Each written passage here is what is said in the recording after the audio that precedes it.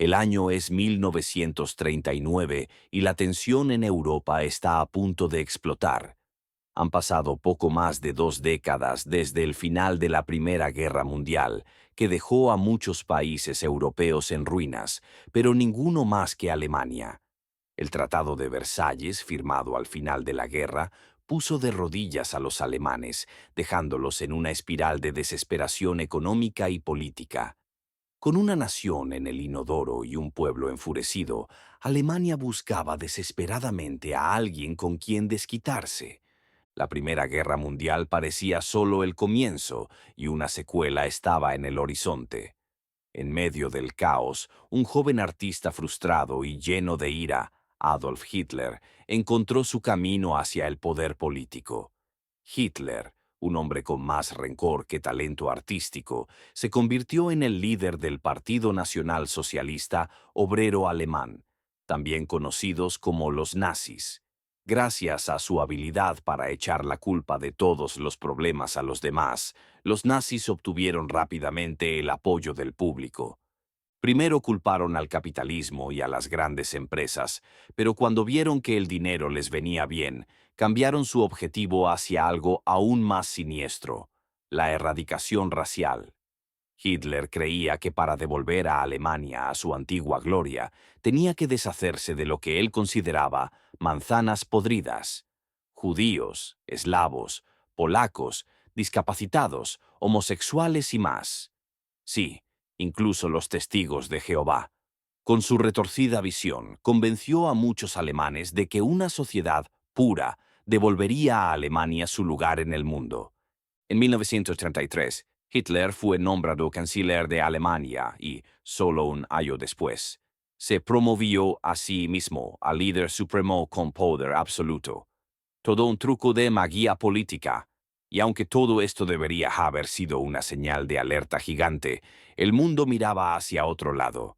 Pero aún había un obstáculo: el Tratado de Versalles.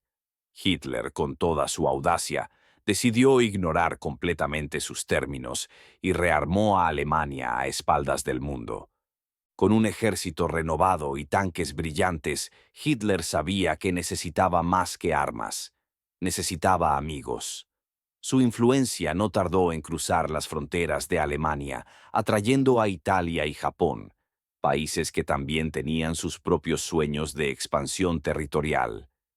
Mientras Italia quería recuperar sus tierras perdidas y Japón deseaba conquistar más territorios asiáticos, Hitler comenzó a invadir a sus vecinos. Austria y Checoslovaquia fueron los primeros en caer, y lo peor es que nadie hizo mucho al respecto. Para asegurarse de que nadie interfiriera, Alemania firmó un pacto de no agresión con la Unión Soviética, liderada por Joseph Stalin, un hombre con un bigote aún más grande que sus ambiciones. Este acuerdo le permitió a Hitler seguir invadiendo sin preocuparse por un ataque sorpresa desde el este. Así que, en 1939, Alemania invadió Polonia, y su amigo Stalin decidió unirse a la fiesta poco después. Fue entonces cuando el mundo finalmente despertó. La Segunda Guerra Mundial había comenzado. Mientras Stalin hacía su parte invadiendo países del este, Hitler se concentró en los más fáciles de pronunciar, y su ejército se movió rápidamente por Europa, capturando Francia y tomando selfies con la Torre Eiffel. Solo quedaba una gran potencia en pie: Gran Bretaña. Pero con su isla protegida por el Canal de la Mancha, invadirla por tierra era imposible. Así que Hitler apostó por los cielos, bombardeando Gran Bretaña en un asedio aéreo brutal que duró casi un año. Pero los británicos no se dejaron intimidar y contraatacaron, ganando la batalla de Gran Bretaña. Con los británicos resistiendo y la Unión Soviética comenzando a tambalear, Hitler decidió que era momento de traicionar a su aliado. En la traición más épica desde las telenovelas, lanzó la Operación Barbarroja e invadió la Unión Soviética. Aunque al principio las cosas iban bien para los alemanes, pronto se encontraron con su peor enemigo: el frío. Los inviernos rusos eran brutales y, a medida que la nieve se acumulaba, Los alemanes se encontraron atrapados, agotados y con sus tanques convertidos en bloques de hielo. Mientras tanto, al otro lado del mundo, Japón estaba ocupada tratando de conquistar China y los territorios del Pacífico, algo que no le hacía gracia a Estados Unidos.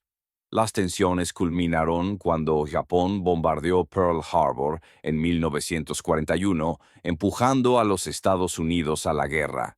Con los americanos ahora en juego, la Segunda Guerra Mundial se convirtió en un conflicto global de proporciones épicas.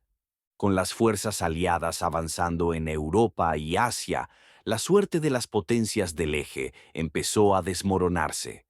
En el frente europeo, los aliados lanzaron una serie de ofensivas desde el norte de África hasta las playas de Normandía, en un esfuerzo monumental para liberar a Europa del dominio nazi. Finalmente, con las fuerzas soviéticas y aliadas avanzando hacia Berlín, Hitler se refugió en su búnker y, en un último acto de cobardía, se quitó la vida. Alemania se rindió poco después, marcando el fin del conflicto en Europa. Pero Japón aún se resistía. Fue entonces cuando Estados Unidos decidió poner fin a la guerra de la manera más devastadora posible, lanzando 2 bombas atómicas sobre Hiroshima y Nagasaki. Con eso, Japón también se rindió, y la Segunda Guerra Mundial finalmente llegó a su fin en 1945. El mundo quedó en ruinas y los países se apresuraron a reconstruir y evitar que una guerra de esta magnitud volviera a suceder.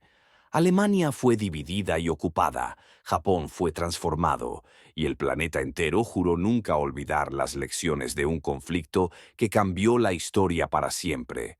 La Segunda Guerra Mundial fue un verdadero caos, pero hoy somos los que debemos aprender de ella para que nunca más vuelva a repetirse.